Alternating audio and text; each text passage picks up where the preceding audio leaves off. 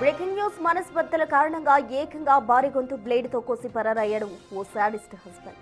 నెల్లూరు జిల్లా సజ్జాపురానికి చెందిన దిల్లేశ్వరి గోవింద్ భార్యాభర్తలు మనస్పర్ధల కారణంగా గత కొంతకాలంగా దూరంగా ఉంటున్నారు. దిల్లేశ్వరి పనిచేస్తున్న షాపు దగ్గరకు వచ్చిన గోవింద్ తనను బండిపై ఇంటికి తీసుకెళ్లాలని కోరారు. అనంతరం భార్య బండి నడుపుతుండగా వెనక్కి కూర్చున్న గోవింద్ బ్లేడ్ తో పీక కోసి పరారయ్యారు. ఈ ఘటనపై పోలీసులు ఫిర్యాదు చేసింది బాధితురాలు. నాకు పెళ్ళై 13 సంవత్సరాలు అవుతుంది. పెళ్ళైన దగ్గర నుంచే నాకు అనుమానంతో సాధిస్తూనే ఉండేవాడండి. ఇంకా సుతం అయిపోతుంది, మారుతాడు అని చూసి ఓపిక చచ్చిపోయి ఇంకా నా పిల్లోడిని నేను బతుకుతాను, నాకు నీ వద్దు అనేసి పోలీస్ స్టేషన్లో కంప్లైంట్ ఇచ్చుకున్నానండి. తణుకు పోలీస్ స్టేషన్లోనండి.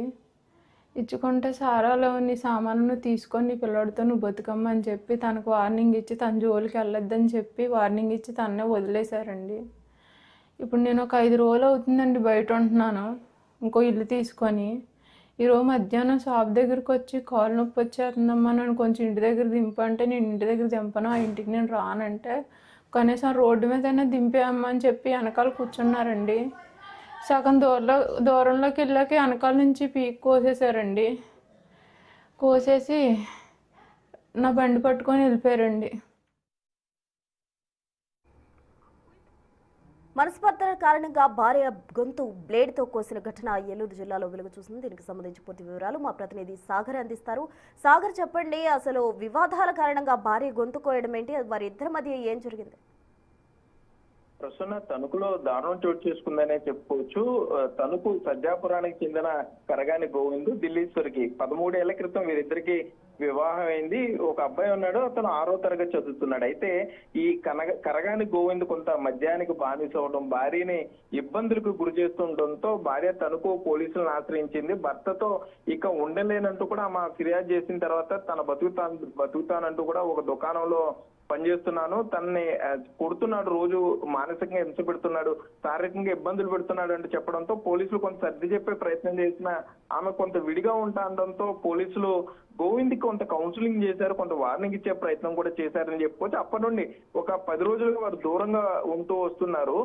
స్థానికంగా ఉన్న ఒక దుకాణంలోనే ఈ దిల్లేశ్వరి కూడా పనిచేస్తూ వస్తుంది. అయితే నిన్న మధ్యాహ్నం కొంత తనకి నీరసంగా ఉందంటూ కూడా గోవింద్ దిల్లీశ్వరి భార్య దగ్గరికి వెళ్ళాడు. భార్య దగ్గరికి వెళ్ళిన తర్వాత ఇంటి దగ్గర దింపాలని కోరాడు.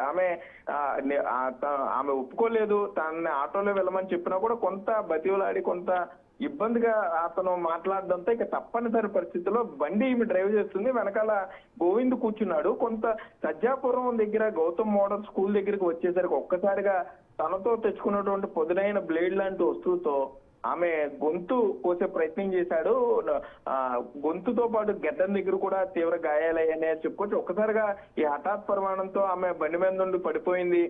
స్థానికులు చూసి ఏమైందని చెప్పి అక్కడికి వెళ్లే లోపే గోవింద్ ఆ బైక్ తీసుకుని పరారయ్యాడు. వెంటనే దిల్లీశ్వరిని తణుకు ప్రభుత్వ ఆసుపత్రికి తరలించారు, చికిత్స అందించారు. ప్రస్తుతం దిల్లీశ్వరి పరిస్థితి బాగానే ఉంది, గాయాలకి చికిత్స చేశారు. ప్రస్తుతం ఆమె ప్రథమ చికిత్స అనంతరం ఇంటికి వెళ్ళిపోయింది. తణుకు పోలీసులకి ఫిర్యాదు చేస్తానని చెప్తుంది. మరోపక్క గోవింద్ ఎక్కడ ఉన్నాడు అనే దాని మీద స్పష్టం లేదు. మరోపక్క ఇప్పటికే పోలీసులు గోవింద్ గురించి గాలిస్తున్నారనే చెప్పుకోవచ్చు. భార్యని ఇంత అత్యంత దారుణంగా చిన్న మనస్పర్ధలతోనే ఈ విధంగా హత్యాయత్నానికి పాల్పడడంపై అయితే కొంత స్థానికులు అక్కడ ఆశ్చర్యాన్ని వ్యక్తం చేస్తున్నారు. గోవింద్కి చట్ట ప్రకారం కఠిన శిక్ష వేయాలని కూడా అక్కడ స్థానికులు కోరే పరిస్థితులు అయితే ఉన్నాయి. ప్రశ్న రైట్, థ్యాంక్ యూ సాగర్. మొత్తంగా కూడా వివాదాల కారణంగా భారీ గొంతు బ్లేడ్ తో కోసి పరారైపోయాడు భర్త. అతనికి సంబంధించి పోలీసులు కేసు నమోదు చేసి దర్యాప్తు